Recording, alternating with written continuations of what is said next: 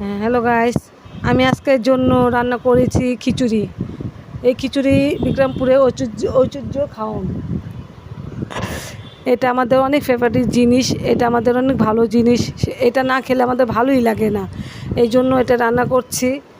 আপনারা আমার পাশে থাকেন, আমার সাবস্ক্রাইব দিবেন, বেশি বেশি লাইক দিবেন, আর আমার জন্য আপনারা দোয়া করবেন। কেননা আমি এটা নতুন চ্যালেঞ্জ খুলছি, আমি কিছু বলতে পারি না, কিছু একটা ভুল টুটু হতে পারে, আস্তে আস্তে সব ঠিক হয়ে যাবে।